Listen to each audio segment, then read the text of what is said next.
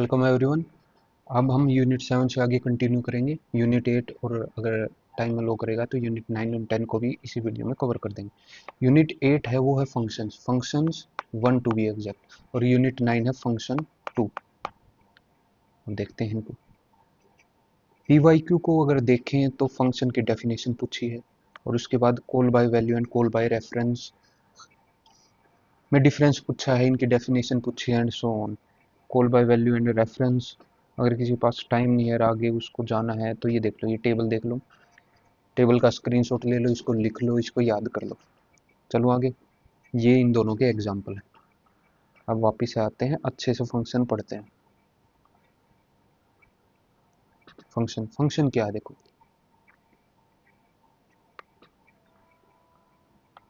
हम print F use करते आ रहे हैं। ये एक फंक्शन है, ये क्या करता है, प्रिंट कर देता है तुम्हारी स्क्रीन पर जो चीज़ तुम प्रिंट करवाना चाहते हो। ये पीछे पीछे कर देता है। ये अच्छे से डिफाइन है किसके अंदर, इस हेडर फाइल के अंदर अच्छे से डिफाइन है। लेकिन अगर तुम्हें खुद से खुद का फंक्शन बनाना है जो एक पर्टिकुलर टास्क करता हो इनसे अलग, ये इस चैप्टर में सीखोगे तुम। खुद के फंक्शन बनाना है ऐसे ऐसे। अब नीचे एग्जांपल है, मैं इस एग्जांपल को समझाता हूँ। एक बार वॉइड को अवॉइड करो, बाद में समझाऊंगा मैं। ग्रीट को देखो, ग्रीट फंक्शन हमने बनाया है यहाँ पर। ग्रीट फंक्शन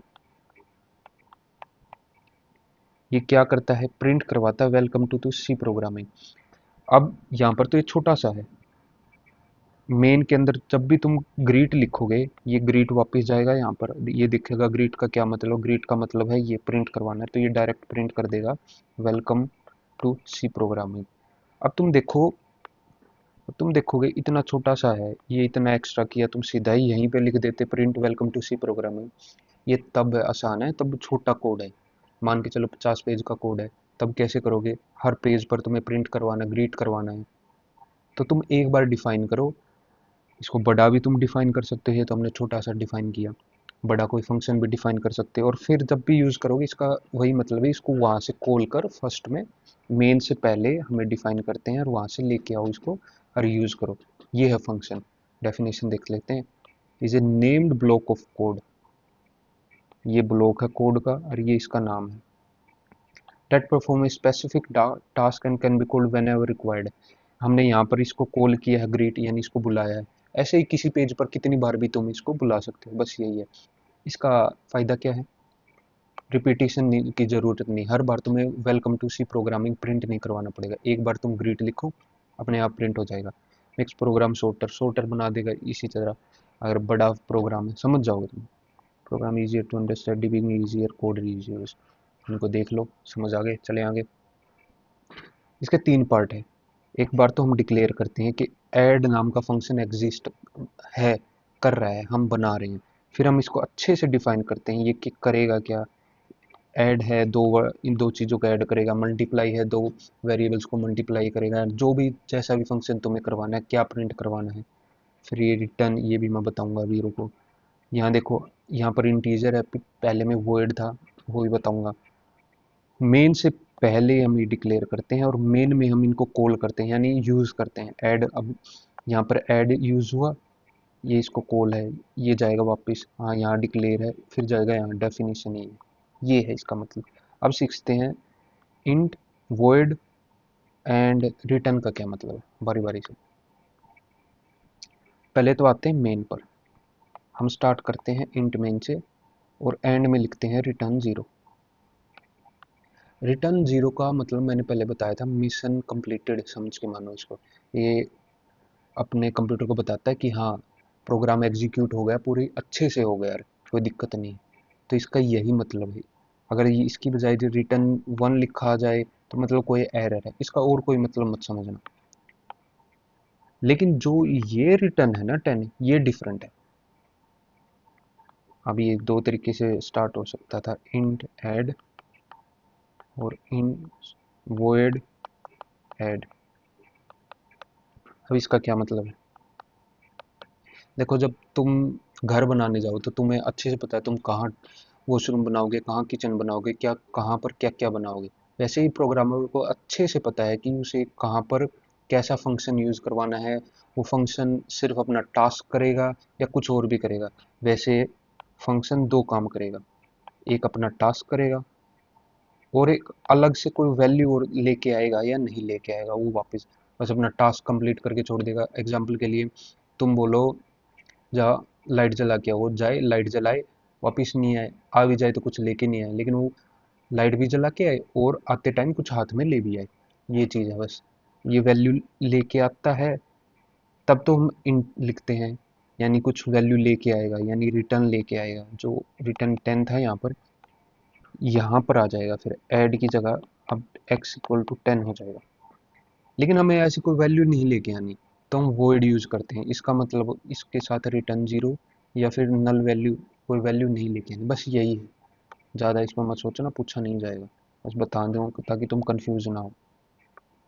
वॉइड तब जब कोई वैल्यू रिटर्न नहीं करवानी हो, और इंटीजर या फिर करैक्टर या फिर फ्लोट तब कोई वैल्यू लेके आनी हो या नहीं भी लेके आनी। फंक्शन प्रोटोटाइप देखते हैं। प्रोटोटाइप का मतलब ये है declaration.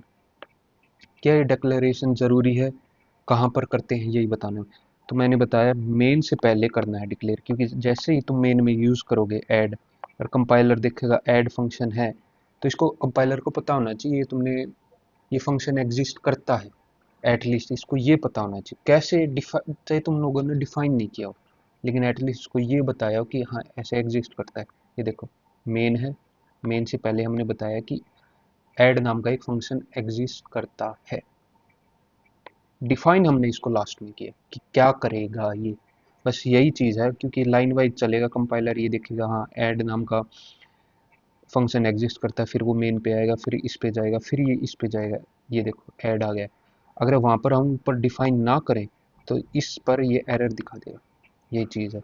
Function prototype is a declaration that inform the compiler about a function's name, return type and existence before it is used. यहाँ यूज हुआ इससे पहले बता दे, बस यही है। You simply promise you are telling the compiler trust me later in this program I will define the function. जब तुम लोगों ने डिफाइन नहीं किया है, लेकिन तुम एटलीस्ट कंपाइलर को ये बताते कि ऐसा एग्जिस्ट करता है। ये इसका सिंटेक्स है, और अलग अलग तरीका की यूज हो सकते हैं, इंटीजर, वॉइड, फ्लोट, करैक्टर। क्या हम प्रोटोटाइप को ओमिट कर सकते हैं? कर सकते हैं, अगर हम डिफाइन कर दे मेन से पहले। यहाँ पर इन्होंने सीधा डिफाइन ही कर दिया इसको, बस यही था। आर्ग्यूमेंट्स एंड पैरामीटर्स देखो एग्जाम्पल के साथ ही बताता हूँ, इसको इग्नोर मारो। ये नेम्ड ब्लॉक है, या तुम लोगों ने फंक्शन डिफाइन कर रखा है और नीचे मेन तुम्हारा फंक्शन, सॉरी मेन कोड है। ऐड फंक्शन है, ये इंटीजर ए और इंटीजर बी को ऐड करवाता है और ये वैल्यू वहाँ लेके चला जाएगा। ये जो हमने यूनिवर्सल ये वेरिएबल डिफाइन किया है ना ऊपर, इनको बोलते हैं फॉर्मल पैरामीटर, फॉर्मल पैरामीटर या जस्ट पैरामीटर ये। और आगे जब तुम मेन में इनकी जगह वैल्यू यूज करोगे 5 और 7, 5 और 7, इनको बोलते हैं एक्चुअल पैरामीटर या फिर आर्ग्यूमेंट्स। बस यही है और कुछ नहीं है। इनकी डेफिनेशन पूछ सकते हैं, call by value and call by reference, ये जरूरी है, ये देखते हैं। अब इसको करते हैं और फिर समझेंगे। येलो पेन यूज करते हैं। स्केयर नाम का फंक्शन बनाया है जिसके अंदर एन हो। जब भी एन को हम ऐसे लिखेंगे एन इंटू एन और प्रिंट कर दो एन, जैसे ही एन अपडेट हुआ प्रिंट हो गया। अभी ये है। अब चलते हैं यहाँ पर integer x equal to 5, x 5 है, स्केयर x करते हैं, यानी स्केयर 5 हो जाएगा।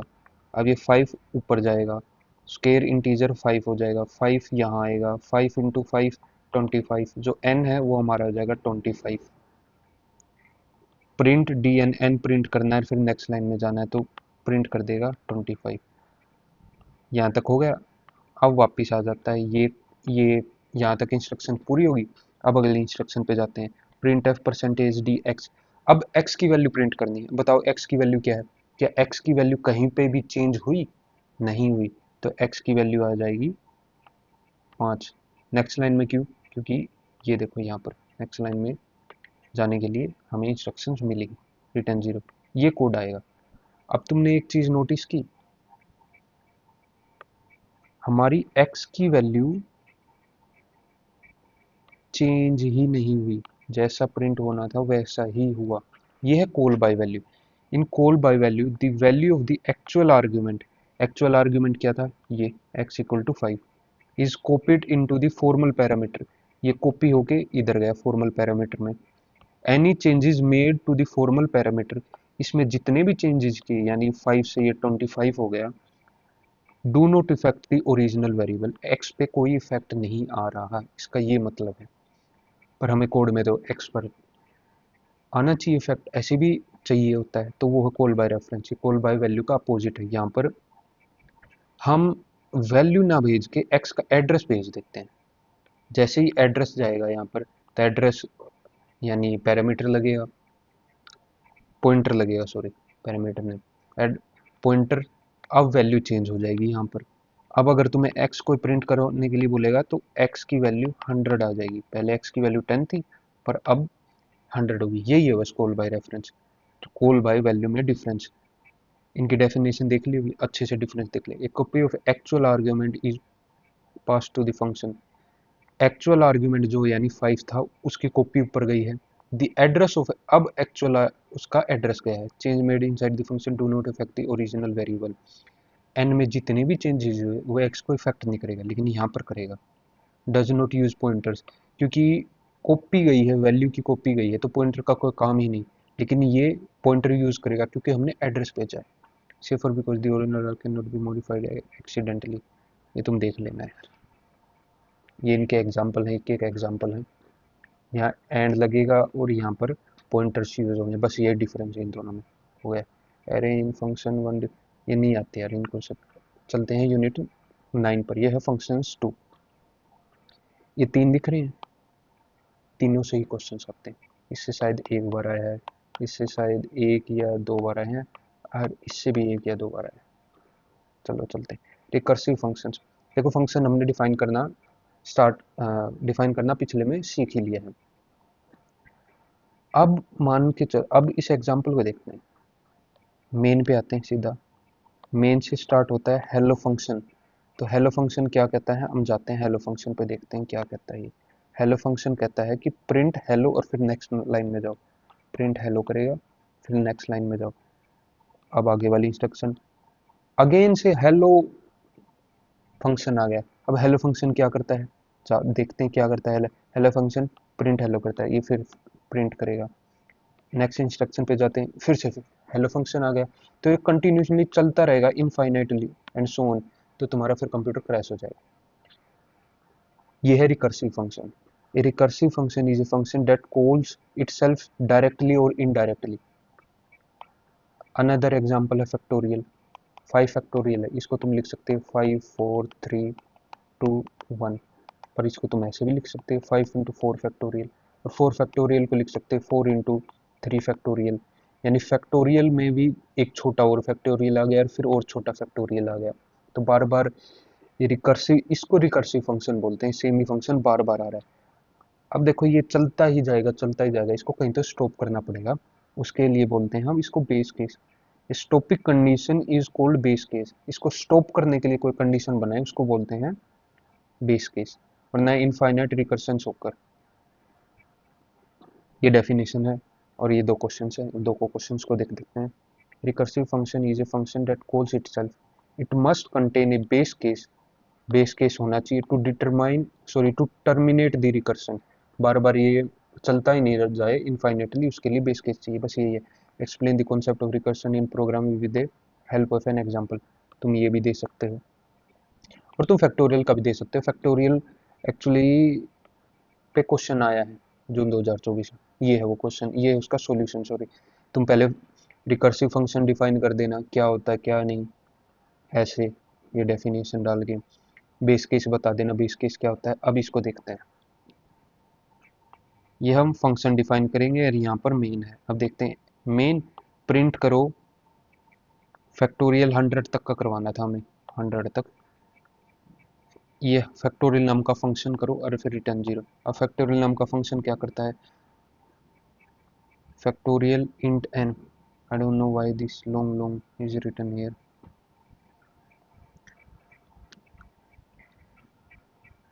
फैक्टोरियल इंट n क्या करेगा, अगर n की वैल्यू 0 है और ये और ऑपरेटर है, किसी को याद हो, या एन की वैल्यू 1 है तो रिटर्न 1 यानी हो गया, वहां पर 1 ले जाओ, नहीं वरना ऐसे करना है, एल्स रिटर्न एन, एन जो भी था यानी 100 इनटू में 99 फैक्टोरियल। 99 फैक्टोरियल क्या है, वापस चेक करते हैं। अगर 0 है 1 है तो 1, वरना क्या करेगा 99 करेगा 100, 99 into 98 factorial and so on करके 100 इंटू सो ऑन करके 1 पर स्टॉप हो जाएगा, बस यही है। अब चलते हैं इस पे, एक बार क्वेश्चन पूछा है, ये डिफाइन करता है क्या, symbolic name define using the hashtag define directive. तो मैं एग्जांपल दिखाता हूँ, डिफाइन, ये पहले डिफाइन लिखा जाएगा, फिर किसको डिफाइन करना है वो, इसका इसका यूज क्या है, देखो एरिया निकालना है तुम्हें, यहाँ पर तुमने पाई की वैल्यू ऐड की और फिर ये जो भी थे तुम्हारे एक्चुअल पैरामीटर वो तुम लोगों ने यूज किया। अचानक अगले दिन प्रोफेसर या कोई साइंटिस्ट या जो भी है तुम्हारा एम्प्लॉयर, वो तुम्हें आके कह दे पाई की वैल्यू चेंज करो और इसको मोर एक्यूरेट बना दो, 3.1415 यूज करो, 50 पेज का कोड है, तुम हर जगह पाई की वैल्यू चेंज करते रहोगे। इससे बेटर है पाई को डिफाइन कर देते हैं ऐसे, 3.14 को ऐसे लिखते हैं 3.14 और हर जगह ये यूज करते हैं, पी आई कर देते हैं इसको। और तब भी कोई तुम्हें चेंज करने के लिए बोले, सिर्फ शुरुआत में जाके तुम ये वैल्यू चेंज कर दो, यहाँ पर पाई लिख दो, बस यही है डिफाइन करने के लिए। एक डिफाइन डायरेक्टिव से सिंबॉलिक नेम डिफाइन होता है, उसकी क्या वैल्यू होती है और फिर वो आगे आगे यूज होता है। बिफोर कंपाइलेशन, कंपाइलेशन से पहले the pre processor replaces every occurrence of the macro with name with its replacement text, ये इसका रिप्लेसमेंट टेक्स्ट और जहाँ पे भी यूज होगा ये रिप्लेस कर देगा, बस यही है। डिफाइन यहाँ पर इन्होंने स्केयर डिफाइन किया, देखो डिफाइन के थ्रू तुम एक खुद का फंक्शन भी बना सकते हैं, यहाँ पर इसने फंक्शन ही बना दिया। अगर स्केयर एक्स आया है तो वो ये काम करेगा, जहाँ पर भी एक्स के आगे तुम स्केयर यूज करोगे वो ये काम करेगा, एक्स इंटू एक्स। स्केयर 5 किया है इन्होंने, तो स्केयर 5 का मतलब है 5 इंटू 5 25, अब ये 25 प्रिंट दे देगा, बस यही है इसका। तो स्टार्ट करते हैं डायनामिक मेमोरी एलोकेशन से, डीएमए। देखो क्या है, स्टैटिक से देखते हैं पहले तो, स्टैटिक मेमोरी तुमने उन्हें लिखा 10, ये एरे है, इंटीजर वैल्यू स्टोर करेगा, आईएनटी लिख देते हैं, ए नाम से है, ये 10 मेमोरी लोकेशन रिजर्व कर लेता है। अब हमें काम ही नहीं है 10 का, मान के चलो 5 ही बंदे आए, 5 ही वैल्यू स्टोर करनी, तो 5 वेस्ट गई, या फिर अचानक 50 आ गए, तो अब 10 में कैसे स्टोर करें। तो ये है स्टैटिक मेमोरी, इसको ना तुम बढ़ा सकते हो ना हटा सकते हो। तो इसके अपोजिट में आई, इन प्रॉब्लम्स को देखते हुए डायनामिक मेमोरी, जहाँ तुम्हें ज़रूरत के हिसाब से तुम मेमोरी एलोकेट कर सकते हो। 25 वाली, अच्छा ये पहले पूछता है प्रोग्राम के ड्यूरिंग एग्जीक्यूशन तुम्हें कितनी मेमोरी चाहिए, पर वो जैसे ही तुम बताओगे उतनी ही रिजर्व करेगा। Dynamic memory allocation is the process of allocated memory during the execution of a program according to its requirements। दिसंबर 25 में क्वेश्चन पूछा है, इसका मतलब क्या है, एग्जाम्पल जो फंक्शंस हैं उनका बताओ। फंक्शंस की यूज़ है मैलोक, कैलोक, रेलोक एंड फ्री। अब ये नए नए फंक्शन, हमने प्रिंट फंक्शंस देख लिया, scan function and all that देख लिया, अब ये अलग फंक्शन है तो अलग लाइब्रेरी हेडर भी देख लेते हैं एक बार। वो है ये stdlib.h, इसके अंदर हैं ये चारों फंक्शन, बस यही देखना है। अब इनको बारी बारी से देखते हैं। देखो यहाँ पर पॉइंटर्स यूज होगा, मेरा पी मैलोक यूज होगा, ये इसका सिंटेक्स है नंबर ऑफ बाइट्स, यानी बाइट्स में मेमोरी को रिजर्व करेगा, कितनी मेमोरी चाहिए, यहाँ से यहाँ तक कितनी बाइट्स चाहिए तुम्हें, वैसे बताओ। बाइट्स कैसे निकालते हैं हम, सिंपल सी बात है, इंटीजर, एक इंटीजर 4 बाइट लेता है, तो अगर 5 इंटीजर है तो 5 इंटू 4 20, तो तुम लिखोगे मैलोक 20, ऐसे लिखोगे। पर मान के चलो कुछ चीज़ें अपग्रेड हो गई हैं, नई टेक्नोलॉजी आ गई है, अब 4 बाइट नहीं लेता, अब 2 बाइट लेता है, दिक्कत हो गई, 5 इंटू 2 अब 10, वही वेस्टेज ऑफ मेमोरी। तो तुम इसको ऐसे लिखो 5 इंटू साइज ऑफ इंटीजर, तुम्हें फिर size of integer he change करना है। तो मैलोक कितने हैं, कितनों के लिए तुम्हें रिजर्व करना है और फिर उसका साइज लिख दो, ये रहा साइज ऑफ इंटीजर। यहाँ पर तुम डिफाइन करते हो इसको, ये इसका फॉर्मेट है और यहाँ पर मल्टीप्लाई हो जाता है, बस यही है। ये मेमोरी एलोकेट करता है कितनी चाहिए। अब बात है कैलोक की। अब देखो ये मेमोरी एलोकेट करता है, उन मेमोरी के अंदर क्या कुछ भी वैल्यू हो सकती है। तुम्हें काउंटिंग करवानी, काउंटिंग करवाने के लिए तुम फॉर लूप लगाते हो। फॉर लूप आई की वैल्यू तुम 0 से स्टार्ट करोगे और फिर आई प्लस प्लस या फिर आई लेस देन 100 ऐसे लिखोगे। हर बार तुम्हें बताना पड़ेगा इसकी वैल्यू क्या रखनी है। कैलोक, जो ये कैलोक है ना, ये पहले से ही साफ कर देता है, सबकी वैल्यू 0 0 0 कर देता है सबके अंदर, ठीक है। यहाँ कोमा लगता है, ये डिफरेंस है, बाकी डिट्टो सेम है।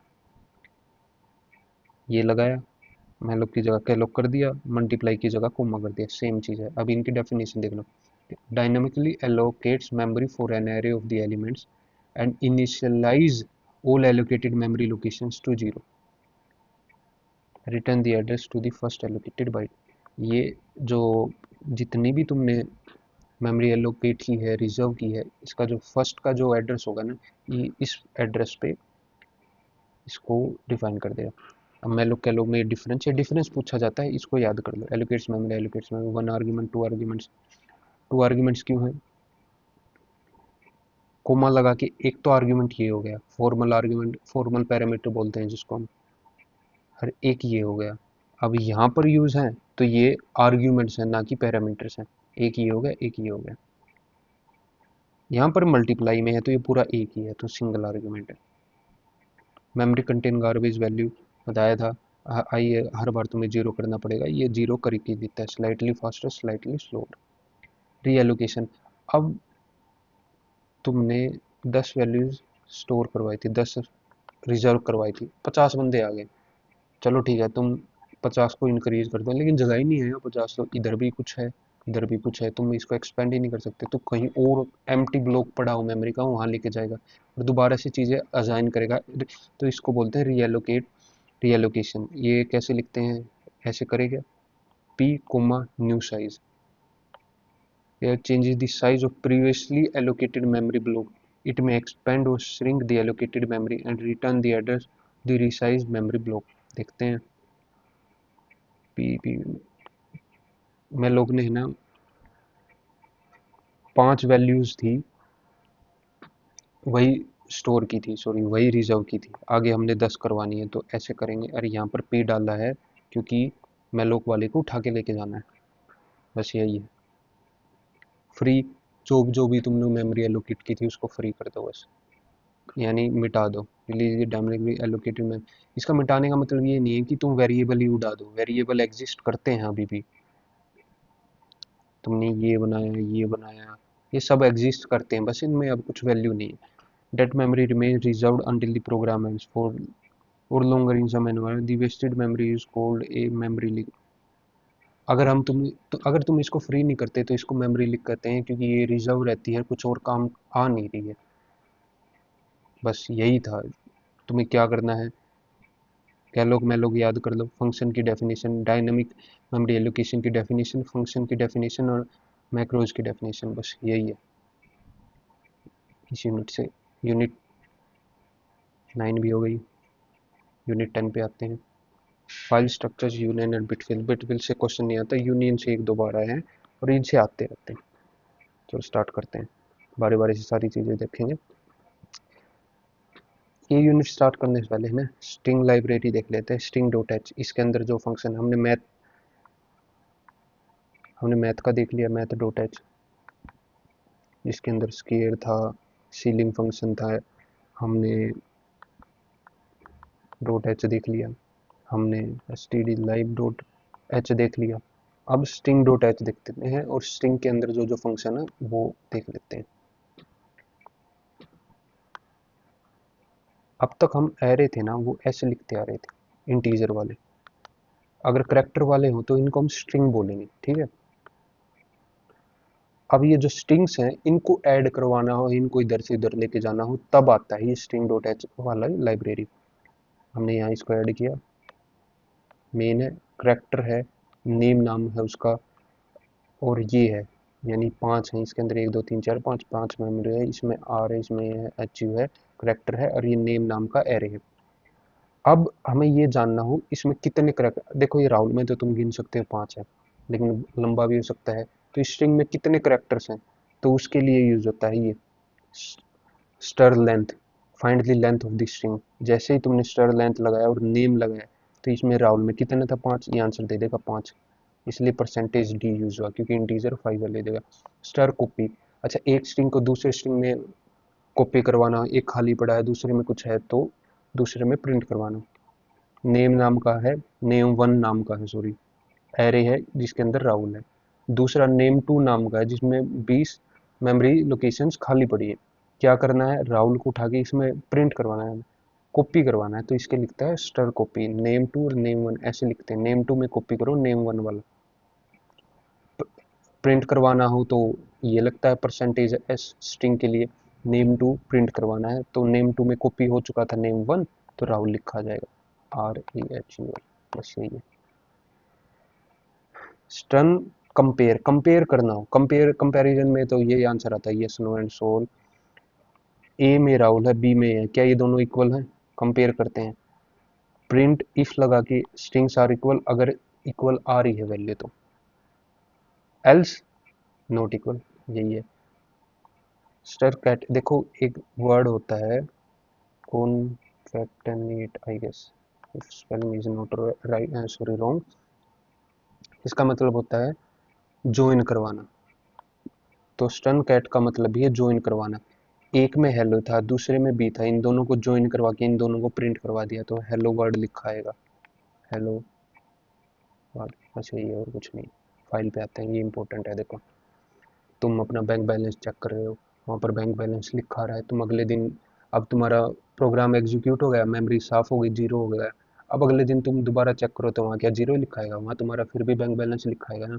तुम व्हाट्सअप की चैट खोलते हो, वहाँ पर क्या सब कुछ क्लीन होता है, तुम्हारी चैट वापस आती है ना, तो ये वेरिएबल में स्टोर नहीं होते, रैम में नहीं स्टोर होते टेम्परेली, ये परमानेंटली एक फाइल में जाके स्टोर होते हैं। तो यही है file, is a collection of related data stored permanently on a storage device। File input output, अब देखो फाइल में तुम इनपुट भी दोगे आउटपुट भी दोगे, आउटपुट से चीज़ें लो भी ये, तो ये है इसका ये डेफिनेशन, इससे ज़्यादा कुछ नहीं। फाइल स्टार और एफ ओपन, अब इनको देखते हैं। देखो integer x equal to 0, integer value आएगी x 10 ले लेते हैं, करेक्टर वैल्यू आई, फ्लोट वैल्यू आई, लेकिन जो फाइल है वो इनमें से कोई भी चीज़ नहीं है, फाइल एक अलग चीज़ है, उसमें कुछ भी वैल्यू हो सकती है, तो इसके लिए हमने एक अलग से डाटा टाइप बनाया है जो है फाइल, ये इन्हीं की कैटेगरी का है, समझ गए, मतलब फाइल, ये फाइल के लिए यूज होगा, ये रहा फाइल, ये रहा फाइल। अच्छा इसका क्या मतलब है, पी का क्या, पी का क्या मतलब था, स्टार पी एक्स था, इसका क्या मतलब, अगले में लिखते थे एंड एक्स, एड्रेस वैल्यू, वैसे ही एफ पी आ जाएगा यानी फाइल के लिए, और एफ पी कहाँ पर है लोकेटेड, अब ये फाइल है, ये तुम्हारी कहीं स्टोरेज में जाके इसका प्रॉपर एड्रेस होगा, कहाँ है लोकेटेड है, कहाँ पर है ये इसका एड्रेस, तो इसके लिए हम इसको ऐसे यूज़ करते हैं, एफ ओपन यानी उस फाइल को ओपन कर, उसका ये नाम है, और आर का मतलब सिर्फ उसको पढ़ना है, read only, dot T x T extension होगा, ठीक है, कुछ और भी हो सकता है। File pointer that store the address of an open file, ये एड्रेस स्टोर करेगा वो फाइल जो ओपन है वो कहाँ पर है, एफ ओपन ओपन करेगा, use open a file return the file pointer, the file can not open it returns null, अब वो फाइल एग्जिस्ट ही नहीं करती तो ये ओपन किसको करेगा, फिर ये नल या वो दिखाता है। अलग अलग तरह के फाइल मोड्स हैं, आर देख लिया हमने, रीड ओनली है, वैसे ही राइट है और ये है, इसका था तो असेंड था, क्या था अपेंड, सॉरी अपेंड था इसका, आर है रीड ओनली करेगा, ओपन नॉर्मली अगर फाइल एग्जिस्ट करी, और अगर है ही नहीं तो उसको ओपन कैसे करेगा, तो रिटर्न से नल एरर दिखा देगा। अब बात करते हैं राइट की, राइट क्या है, जब तुम फाइल के आगे डब्लू डालोगे तो ये फाइल को लेके आएगा, उसको क्लीन कर देगा, बिल्कुल ब्लैंक कर देगा, इरेज ओल्ड डाटा, और फिर तुम्हारे आगे करेगा ले अब ऐड कर लो इसके अंदर, अब वो फाइल एग्जिस्ट ही नहीं करती, तो अब क्या करेगा, देखो इसका काम क्या था, फाइल को लाए, उसको साफ करे और फिर तुम्हें दे दे, अब वो फाइल एग्जिस्ट नहीं करती, तो यानी इसको साफ करने की जरूरत नहीं, अब ये वो फाइल खुद बना देगा और एक क्लीन पेज तुम्हें दे देगा, हाँ कि लिख लो। सेम अगर तुम्हें एनालॉजी दूँ, तो बोर्ड है, बोर्ड पे कुछ लिखा है, तुम रफ करके लिखना स्टार्ट कर दो, कुछ नहीं लिखा तो तुम डायरेक्ट लिखना स्टार्ट कर दोगे, तो ये अपने आप ही फाइल बना देता है उस नाम की। ए का मतलब है कुछ ऐड करना, अगर तुम्हें ऐड करना, पहले से चीज़ें पढ़ी उसमें ऐड करना है, add data at the end, keeps old data रहेगी। और अगर फाइल ही नहीं ओल्ड डाटा की, तो ये नई फाइल क्रिएट कर देगा कि अब ऐड कर ले जो तुझे ऐड करना है। ये इनकी डेफिनेशन है, देख लो फाइल, वीडियो पॉज करके। ठीक है, अब आगे चलते हैं। एफ क्लोज, जो फाइल ओपन की थी उसको क्लोज कर दें, क्योंकि ओपन फाइल मेमोरी लेती है एंड ऑल। एक मिनट, ठीक है। हाँ, तो ये फिनिश यूजिंग दिस फाइल, इसको क्लोज कर दो, क्योंकि ये थोड़ी प्रोसेसिंग पावर भी लेती है, मेमोरी भी लेती है, तो इसको बंद करना जरूरी है। एफ प्रिंट एफ स्कैन, अब देखते हैं इनको। F print F, F scan F, पहले एफ प्रिंट एफ देखते हैं। एफ प्रिंट एफ पहले क्या करता, प्रिंट एफ की बात करते हैं। प्रिंट एफ क्या करता है, अपनी स्क्रीन पर हमें कुछ प्रिंट करवा के दे देता था, पर यहाँ पर ये फाइल के बारे में, तो ये फाइल के साथ यूज होता है। ये फाइल का एड्रेस है और ये चीज़ उसमें प्रिंट करवानी है, डब्लू डालेंगे, ये चीज़ हमारी स्क्रीन पे ना प्रिंट करके उस फाइल में जाके प्रिंट कर देगा, इसका यही मतलब है बस। फाइल, फाइल के साथ एड्रेस, अब इसको ओपन करो, ये नाम है उसका, उसको राइट करेंगे, प्रिंट करवाना है राहुल, उसके अंदर ऐड करवाना है, फिर उसको क्लोज करो। ओपन किया था, क्लोज करेंगे, ख़त्म। स्कैन, स्कैन थोड़ा डिफरेंट है, देखो पहले क्या करता था, हम जो टाइप करते थे वो उसको स्कैन करके वेरिएबल में एंटर करेगा, पर अब ये हमारा दिया हुआ स्कैन नहीं करेगा, अब ये वो चीज़ें स्कैन करेगा जो फाइल में है, और स्टोर कहाँ करेगा, ऑफ कोर्स एक वेरिएबल में ही स्टोर करेगा। फाइल से उठाएगा, स्क्रीन की बजाय ये फाइल से उठाएगा और वेरिएबल में स्टोर करेगा।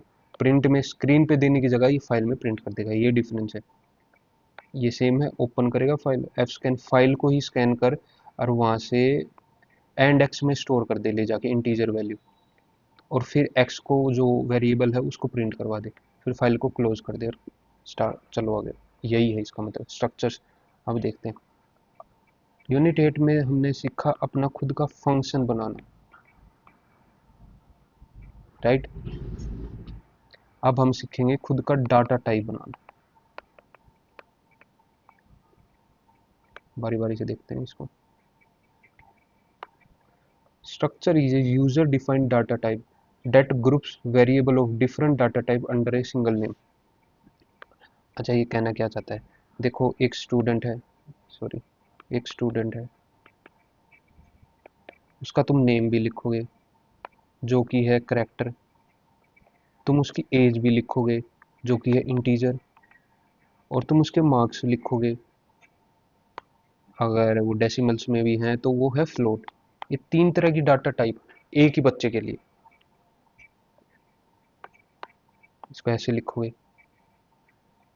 और अगर तुम्हारे पास 20 बच्चे हैं तो बारी बारी से ऐसे डिफाइन करोगे, बारी बारी से हर चीज़ में वैल्यू ऐड करोगे, तो तुम एक इन सब को कंबाइन करके एक खुद से ही डाटा टाइप डिफाइन कर देते हो, स्टूडेंट। ये हमने डिफाइन किया है, इसके अंदर ये तीनों वैल्यूज स्टोर हो सकती हैं। इसको ऐसे डिफाइन करते हैं, स्ट्रक्ट मेन से पहले डिफाइन होगा ये भी, स्टूडेंट, स्टूडेंट नाम का हमने डिफाइन किया है, नेम, एज और फ्लोट, मार्क्स नाम का वेरिएबल क्रिएट होगा, एज नाम का और नेम नाम का उसके लिए क्रिएट हो जाएगा। नेम एरे है, इसका क्या मतलब है, मेरे नाम में वैसे 5 ही हैं, लेकिन किसी का नाम ज़्यादा लंबा भी तो हो सकता है, तो नेम के लिए 5 continuous memory locations. Dot operator, अब इसका मैंने एग्जांपल नहीं दिया क्या तुम लोगों को, यहाँ है एग्जांपल, इस एग्जांपल को देखेंगे बाद में, पहले हम डॉट ऑपरेटर देख लेते हैं। इधर आओ वापस, नेम था, एज था, मार्क्स था, अब जैसे ही तुम स्टूडेंट को बुलाओगे आगे, तुम ये डाटा टाइप यूज़ करोगे, तो ये तीनों चीज़ उठ के आ जाएंगी, पर हमें तो एक ही मान के चलो, एक ही हमें एडिट करनी थी, एक में ही चेंज करना था या दो में करना था, तुम सिर्फ तीनों को क्यों उठाएं, हम सिर्फ एक को ही उठाना चाहेंगे, उसके लिए होता है ये use dot operator. Dot operator use to access the member of the structure variable. जो स्ट्रक्चर नाम का डाटा टाइप है, इसके अंदर जो भी मेंबर्स हैं, यहाँ पर 3 मेंबर्स थे, नेम, एज, मार्क्स, इनमें से किसी को एक को एक्सेस करना हो तो ये structure student character name and so on. हाँ, ये रहा example, struct student S1। Structure करो, स्टूडेंट का नाम से ये रहा स्टूडेंट, और उसका नाम क्या होगा S1। S1 के अंदर 3 वैल्यू स्टोर होगी, नेम, एज, मार्क्स। ये रहा एग्जांपल तुम्हारे आगे, ऐसे स्टोर हुआ। अब डॉट का क्या रोल है, हमें सिर्फ और सिर्फ एज अपडेट करनी है। मैं 21 का हो गया मान के चलो, तो इसको ऐसे यूज करेंगे, struct variable dot member S1 था, ये जो स्टूडेंट क्रिएट हुआ था, डॉट लगा के इसमें से जो भी एक मेंबर था एज, वो उठाओ इक्वल टू 20 कर दो, सिर्फ वही वही चेंज हो जाएगा। हम इस एग्जांपल को देख लेते हैं।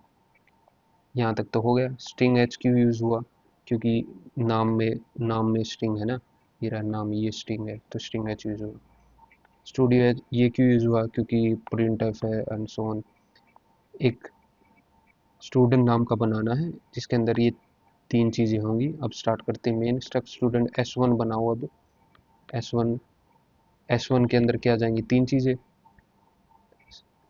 कॉपी करो S1 नेम राहुल।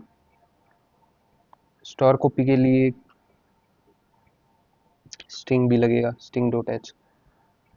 ठीक है, अब देखते हैं क्या कहता है ये। S1 में ये जो नेम है ये राहुल कॉपी करो, S1 की जो एज है उसमें 20 डालो, और S1 में जो मार्क्स है वहाँ 8.5 डालो। ऐसे ही तुम S2 करोगे, वहाँ पर लिख देना S2 डॉट नेम और वहाँ तुम लिख देना आकाश एंड सो ऑन। अब वो प्रिंट करवाना है, यही है इसका डॉट ऑपरेटर का।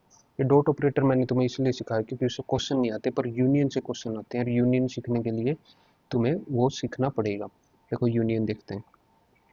अब स्ट्रक्चर के कुछ ड्रॉबैक्स थे, वो यूनियन कवर करता है। Union is a user defined data type in which all members share the same memory location, so only one member can hold a meaningful value at a time. मतलब क्या है, यहाँ पर तुमने जब S1 को कॉल किया, यहाँ पर स्टूडेंट S1, ये तो ये तीनों चीज़ें आ गई, तीनों चीज़ उठ के आ गई, तुम उनमें से एक एडिट एक चीज़ करते हो, लेकिन ये क्या करेगा, एक ही मेमोरी लोकेशन तुम्हें देगा, और वहाँ पर तीनों चीज़ उठ के नहीं आ सकती, एक ही चीज़ उठ के आ सकती, तो वही करता है ये। स्टूडेंट है, ये 3 चीज़ें इसके लिए क्रिएट हो जाएंगी। यूनियन, ये एग्जांपल है। यूनियन डाटा, 2 चीज़ें क्रिएट हो गई। Union data D dot x direct लिख दिया, एक्स ही उठ के आया, 10 वैल्यू कर दो एक्स की जगह, प्रिंट 10 कर दो। डी डॉट वाई आया, उसकी वाई में ये वैल्यू ऐड कर दो, सिर्फ वाई ही उठ के आया, एक्स नहीं उठ के आया। अब मतलब क्या है, मेमोरी कम खाएगा, थोड़ा एफिशिएंट हो जाएगा, यही है। बिटफेल से क्वेश्चन नहीं आता। हमारी यूनिट 10 भी कंप्लीट।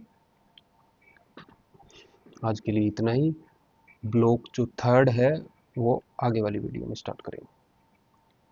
Good bye.